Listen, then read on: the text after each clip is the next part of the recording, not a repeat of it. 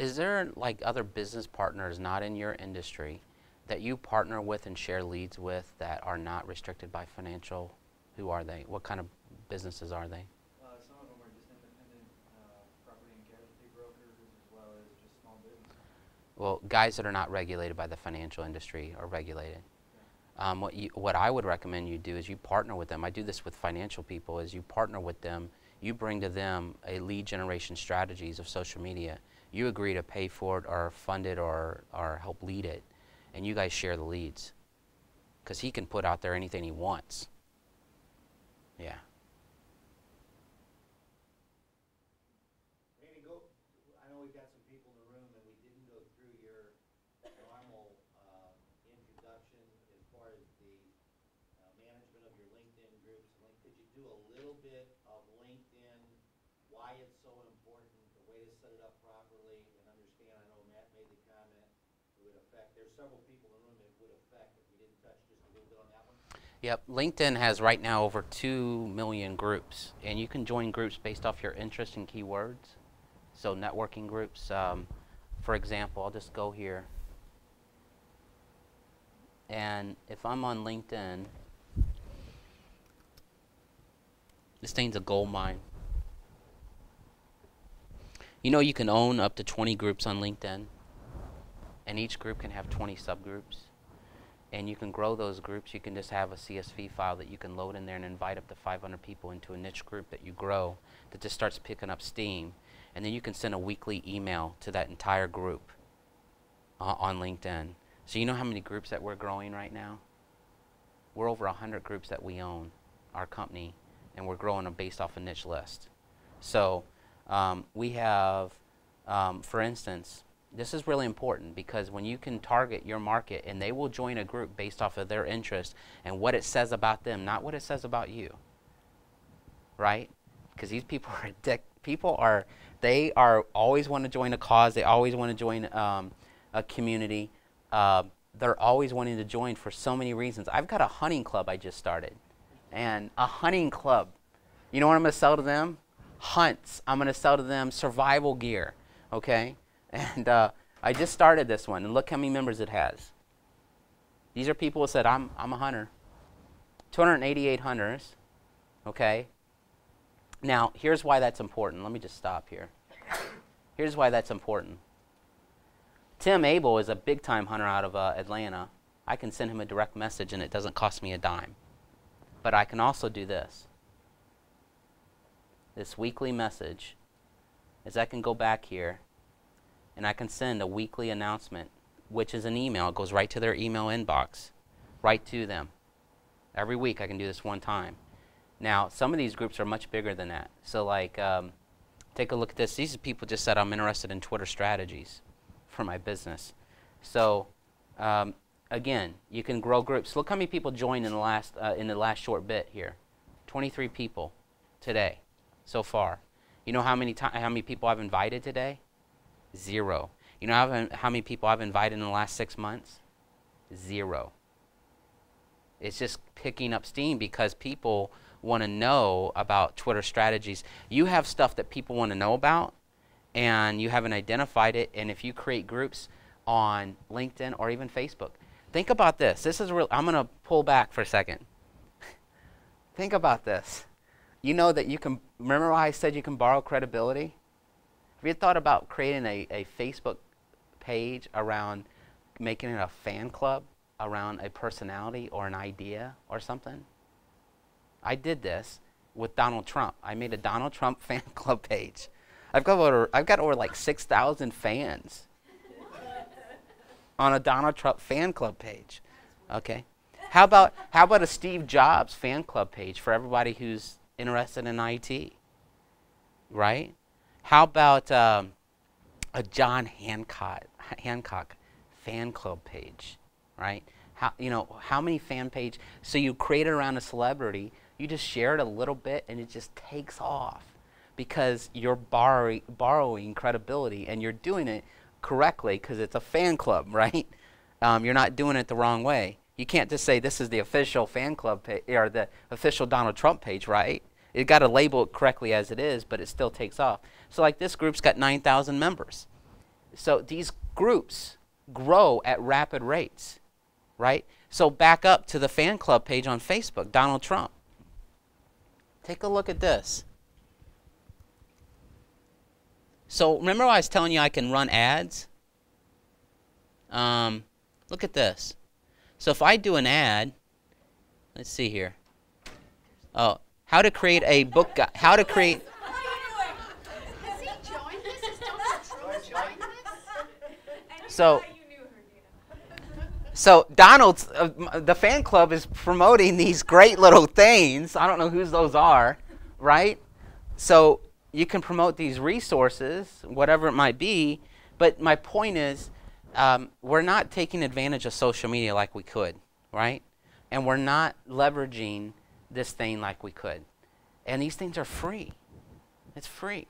Okay? Now remember this. I can run an ad. I can do that status update. And now Facebook allows me to promote my status updates. This is brand new. Okay? I can promote my status update to my fans so it's featured right when they log in every time, right on the top, and it goes right to their friends as well. So this is just too easy.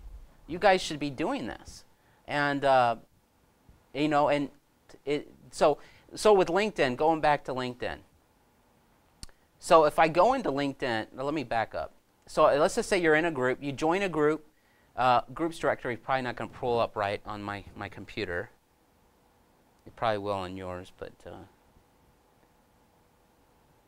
probably time out or something here. With the groups directory, you can search by keyword. Yep, it's not going to pull up right. So you can even do it over here. You can go to groups, type in groups, and then you could do, you know, let's just say insurance, okay? And now, see the insurance group, the biggest one is 86,000 members, right? So you can join those groups that are based off your target market. And then, you know, so if I've got a marketing product that'll help insurance agents grow their business, I'll join that group. Now here's what I'll do when I'm in that group. This is where it gets this is where you get that 15% response rate. Now, you can increase that response rate if you're actually inviting them to your own group. You can increase it. Our conversions show that it gets to 30% because you're not selling them anything. You're inviting them to a cause that they believe in. Now they're going to join that group, okay? So it goes to 30%. So now think about this for a second. I hope you guys are tracking. So if they're at 30% and they join your group, and then if they're in your group, you get to send them a message every single week. Do you send them a message directly about your business first on LinkedIn, or do you try and invite them to your own group that you're trying to grow? It's not a trick question. I always send them to the group now, right? Because I get a 30% conversion rate now off of that versus messaging, right? So if that's the case, because I know every single week I get to send them a message now. I've got them captured. They're mine. That's why they're called Captivated. That's why I put that up there, right? I got them. So now, here's my point though. Like I'm in Link Finance, one of our groups. If I go to the members, so let's just say you were in the insurance group, you just click on the members section right there that I just clicked on. You notice that up there in the upper left, it says search members. So you could put in whole life. You could put in, let's just say I've got something that's a group benefit or it's whatever. I can put that up there. And I can also do this. So let's just say I can put life insurance. I can do simple like that. But write this down. You can also do, like on Google, they talk about Boolean search, which less than 5% of Google's own staff uses that strategy. Google's own staff. But you can use Boolean search right here, B-O-O-L-E-A-N, and in this system right here. So now I can even get even cooler with it. I can say I don't want to talk to people at Allstate. So here's what I do. I can put life insurance in quotations, and this is what Boolean teaches you. All right, life insurance, so I put a plus because it's two words, life insurance in quotations, and I put minus Allstate. Guess who's not going to show up now? My unqualified leads are not going to show up, right? Only my qualified. I can put as many pluses or minuses there as I want, and I can put as many other words there as I want too. So I could put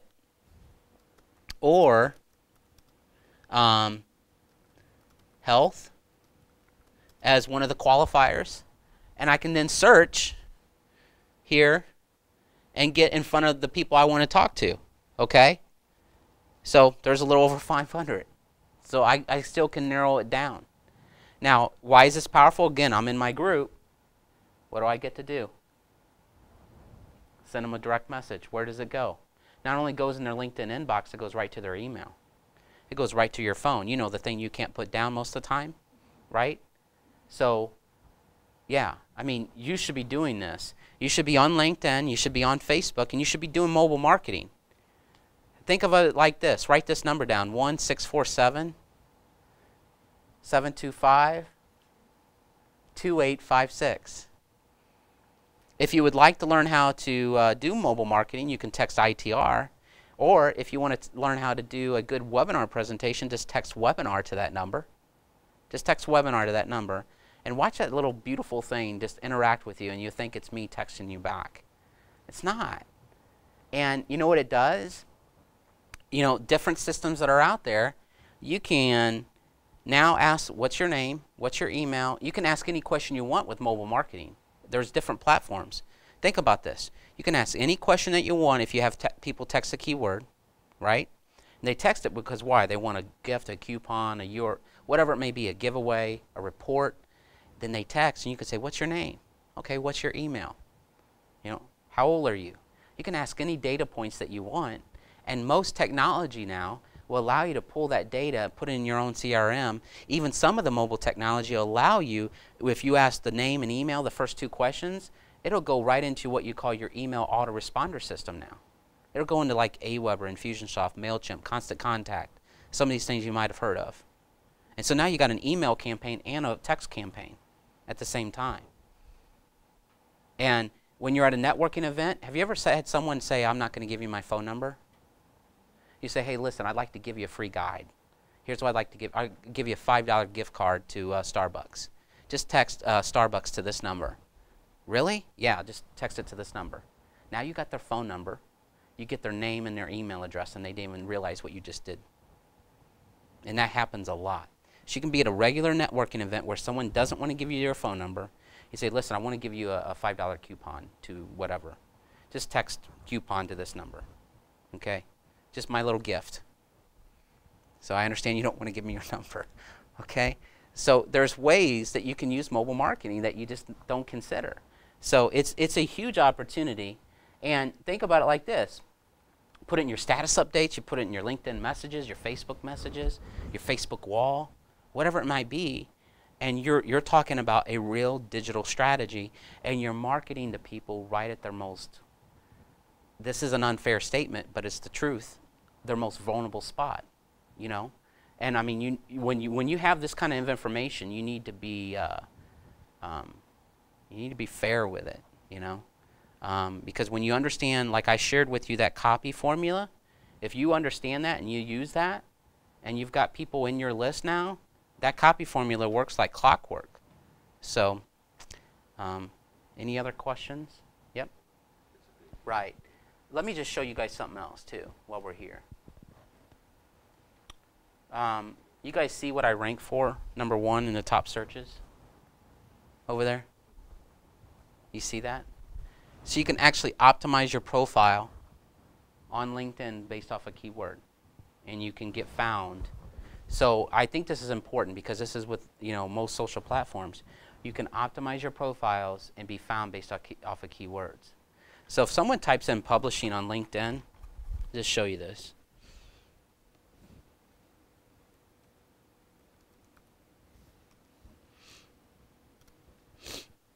There I am out of 82 or 824,000.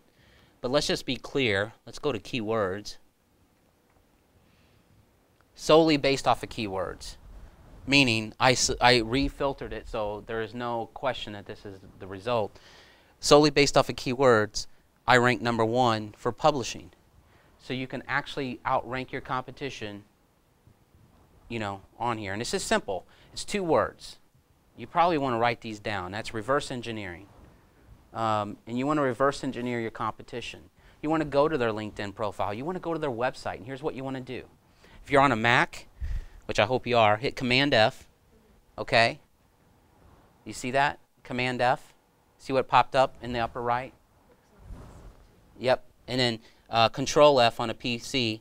So if I go to my profile, okay, and I do Command F, and I type in publishing, how many times does the word publishing appear in my profile? That's a couple, right? So how many times is, if you're wanting to outrank your competition, you know, and you think about it on a website too, you say, wow, how did they keep ranking number 1, 2, and 3? You know, the beginning of knowledge on how to rank a website, this is the beginning of it. But it's going to give you a clue. You know, it's going to give you a clue of what they're knowing as important words, okay? And you need to begin to understand that. So, very important. I guess that's it. I'll be around for lunch, so thanks, guys.